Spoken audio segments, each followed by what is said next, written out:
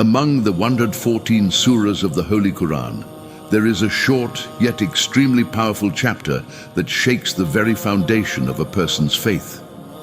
This surah is so profound that despite being only 7 verses long, it completely exposes the reality of hypocrisy and false worship. This is Surah Al-Ma'un, the 107th chapter of the Quran, which was revealed to Prophet Muhammad sallallahu alaihi wasallam at a critical time when the Muslim community needed to understand a vital truth. Today, we will explore the remarkable story behind the revelation of this surah, understand who it was revealed about, what circumstances led to its revelation, and most importantly, what eternal lessons it holds for us in our modern lives. By the end of this discussion, you will realize that this short surah addresses issues that are perhaps even more relevant today than they were 1,400 years ago. Before we dive into the main discussion, I have a humble request. If this video benefits you and strengthens your understanding of the Quran, please like the video, share it with others, and subscribe to our channel for more Islamic content that brings you closer to the truth. Now let us begin this enlightening journey. The word Al-Ma'un in Arabic refers to small acts of kindness, basic necessities, or simple items of everyday use that people commonly lend to one another. These include things like salt, water, cooking utensils, tools, or any small favor that requires minimal effort to give. The surah is named after this word because it highlights how some people refuse even these simple acts of kindness while claiming to be religious and God-fearing. The title itself is profound. Allah could have chosen any name for this surah, but He chose Al-Ma'un to emphasize that true faith is not just about grand rituals or public displays of worship. Rather, it is tested in the smallest, most ordinary interactions of daily life. A person who refuses to help others with simple things, who turns away the needy, and who prays only for show, has fundamentally misunderstood what Islam truly means. Surah Al-Ma'un was revealed in Mecca during the early years of Islam, a time when the Muslims were a small, persecuted minority facing constant opposition from the powerful Quraysh tribe. The city of Makkah was dominated by wealthy merchants and tribal leaders who were proud of their status, wealth, and lineage. They looked down upon the poor, the orphans, the widows, and the slaves. In that society, being charitable or kind to the weak was not seen as a virtue by many of the elites. Instead, they valued power, wealth accumulation, and tribal honor above all else. Islam came to challenge this entire value system by placing compassion, justice, and care for the vulnerable at the very heart of faith. Some scholars mention that this surah was revealed specifically about certain individuals in Mecca who were known for their arrogance, cruelty toward orphans, and neglect of the poor, despite claiming to have some form of religious belief. While there are different opinions about the exact person it was revealed about, the message of the surah is universal and timeless, applying to anyone who fits the description given in its verses. According to several authentic narrations and classical Tafsir books, there are different accounts regarding the specific person or type of person this surah was revealed about. Let us examine the most well-known narrations. Some scholars of Tafsir, including Ibn Abbas radiallahu anhuma and others, have mentioned that this surah was revealed about a wealthy and arrogant man from the Quraysh named Al-As ibn Wa'il as-Sahmi. He was a prominent figure in Makkah, known for his wealth, influence, and harsh treatment of the weak. According to the narration, an orphan child once came to him asking for help or seeking his inheritance rights. Instead of showing compassion or justice, Al-As ibn Wa'il pushed the child away harshly, refusing to help him or give him his due rights. He treated the orphan with contempt and cruelty, demonstrating complete disregard for the vulnerable. This shocking incident became known among the people, And Allah revealed Surah Al-Ma'un to expose the reality of such people who claim to believe in God and the Day of Judgment, yet treat orphans and the needy with cruelty and indifference. Other scholars mention that the surah was revealed about Abu Sufyan ibn Harb before he accepted Islam. Abu Sufyan was one of the leaders of the Quraysh and a staunch enemy of Islam in its early years. He was known for his wealth and power, and like many of the Quraysh elite, he showed little concern for the poor and orphans. There is a narration that mentions Abu Sufyan used to slaughter camels for show and status, but when orphans or needy people would come to him seeking help or food, he would drive them away harshly. He cared more about his reputation and social standing than about the welfare of those in need. Some narrations also mention Abu Jahl, one of the fiercest enemies of Islam and Prophet Muhammad sallallahu alaihi wasallam. Abu Jahl was notorious for his arrogance, cruelty, and opposition to the message of Islam. He would harm the weak, oppress the slaves who accepted Islam, and show no mercy to orphans or the poor. While scholars differ on which specific individual the surah was primarily revealed about, there is complete agreement on one crucial point. The surah was not revealed merely to condemn one person. Rather, it was revealed to describe a type of person, a character, a mindset, a hypocrisy that can exist in any time and place. The Quran often uses specific incidents to teach universal lessons. Whether it was Alas ibn Wa'il, Abu Sufyan, Abu Jahl, or others, the description in the surah fits anyone who combines outward religious practice with inner cruelty, greed, and neglect of others. Let us now go through the surah verse by verse to understand its profound message. Allah begins with a powerful question directed at the Prophet sallallahu alaihi wasallam and all believers in the first verse. Ara'ayta lajiu kajibu bid-Deen, which means, have you seen the one who denies the recompense?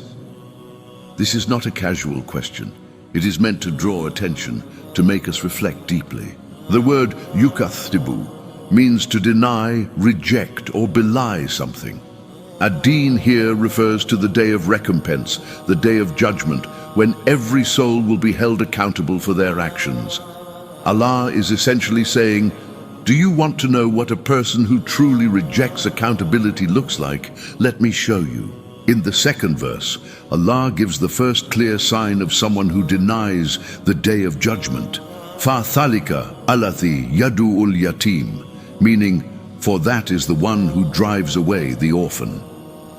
The word yadu means to push, shove, or drive away with force and without compassion. This is not merely neglecting the orphan, it is actively repelling them, treating them with contempt and cruelty. In Islam, the orphan holds a special place. They have lost their protector, their provider, their sense of security. The Prophet sallallahu alaihi wasallam himself was an orphan, and Islam places immense emphasis on caring for orphans with kindness, dignity, and justice. To push away an orphan is to deny the core values of mercy and compassion that are central to faith. The third verse states, وَلَا يَهُدُّ عَلَى تَعْمِلْ مِسْكِينَ, which means, and does not encourage the feeding of the poor.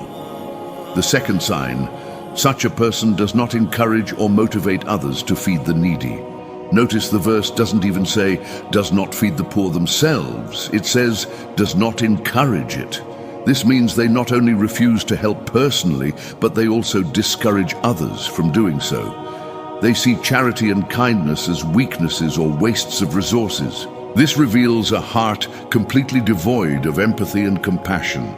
A true believer not only helps others, but also inspires and encourages those around them to do good. The fourth verse is shocking at first glance. Fawailul lil musallin, meaning, so woe to those who pray. Woe to those who pray? But read on. The surah is not condemning prayer itself, but rather a specific type of person who prays. The fifth verse clarifies everything. Alathina hum an salatihim sahun, which means those who are heedless of their prayer. Now the meaning becomes clear. Woe to those who pray, but are heedless in their prayers. The word sahun means to be neglectful, careless, distracted, or to delay something beyond its proper time. This refers to people who pray, but their hearts are not in it. They pray only for show, or they delay their prayers habitually, or they perform them mechanically without focus or sincerity. Their prayer is empty. It does not change their character. It does not soften their hearts. It does not make them better people. This is a devastating critique of ritualistic, hollow worship. The 6th verse continues, Alathina hum yura'un, meaning those who make a show of their deeds. The word yura'un comes from riya, which means ostentation, showing off or performing acts of worship to be seen by people rather than for the sake of Allah. These are people who pray, give charity, or perform religious acts publicly to gain praise, respect, or social status, but in their hearts there is no genuine love for Allah or sincere intention.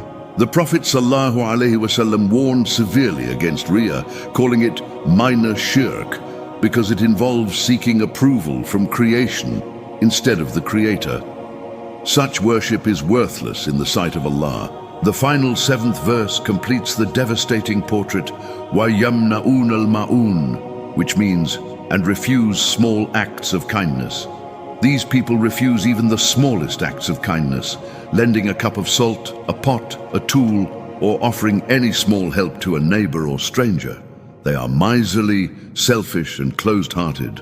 The word ma'un refers to small, everyday items or simple favors. The fact that the entire surah is named after this shows how seriously Allah views these seemingly minor acts.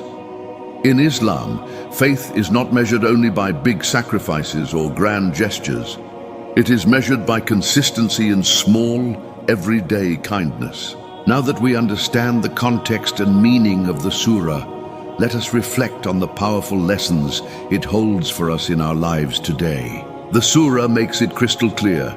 True belief in Allah and the Day of Judgment is not just about what you say or how you pray.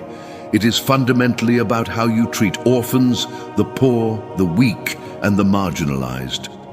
If someone claims to be religious but is harsh, cruel, or indifferent to those in need, their claim is hollow. Ask yourself, how do I treat those who cannot benefit me? How do I respond when a beggar asks for help? Do I look down on those less fortunate? Do I show kindness to those who have no power or status? In our age of social media, the temptation of riya has increased exponentially. People post their prayers, their charity, their Hajj trips, their Quran recitation, not always to inspire others, but often to gain likes, followers, and admiration. The line between sincere sharing and showing off can be very thin. The surah warns us, if your worship is for people and not for Allah, it is worthless. In fact, it may lead to your destruction. The Prophet ﷺ said that on the Day of Judgment, the first people to be thrown into the fire will include a scholar who taught for fame, a martyr who fought for glory, and a donor who gave for reputation. Check your intentions constantly. Ask yourself, would I still do this good deed if no one ever knew about it? The fact that the surah is named Al-Ma'un teaches us that in Islam, no act of kindness is too small to matter. Smiling at someone, helping a neighbor, lending something, offering a kind word, these are not trivial. They are the building blocks of a compassionate society and a sign of true faith. The Prophet ﷺ said, "Do not belittle any good deed, even meeting your brother with a cheerful face." He also said, "Protect yourself from the fire, even by giving half a date in charity." Never think, this is too small to make a difference. Every small act of kindness is recorded, valued, and rewarded by Allah. One of the most powerful messages of this surah is that ritual worship without moral character is not only incomplete, it is hypocrisy. You can pray 5 times a day, fast in Ramadan, wear hijab, grow a beard, but if you are harsh to orphans, stingy with the needy, and selfish in your dealings, then you have missed the entire point of Islam. Islam is not a religion of mere rituals. It is a complete way of life that transforms the heart, purifies the character, and builds a just and compassionate society. The Prophet ﷺ said, "I was sent to perfect good character." If your Islam is not making you a better, kinder, more generous person, then you need to seriously examine your faith. The surah begins by asking about those who deny the day of recompense. The underlying message is clear.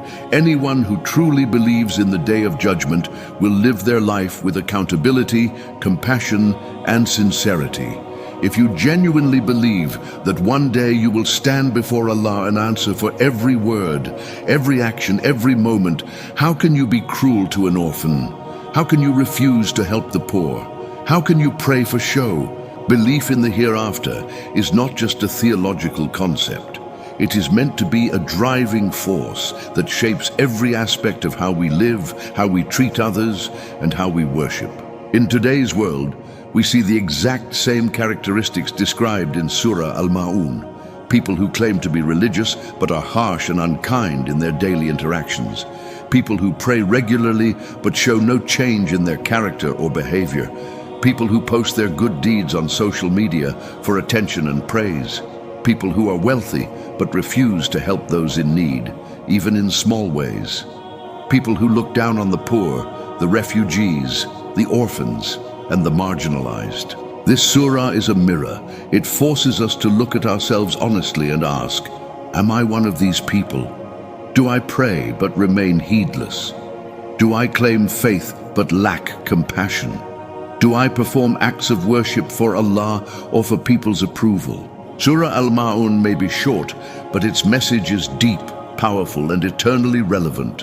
It was revealed to expose the hypocrisy of those who claim faith but lack compassion, who perform rituals but neglect justice, who seek status but refuse kindness. The surah teaches us that true Islam is a balance between worship and character, between rituals and ethics, between faith and action.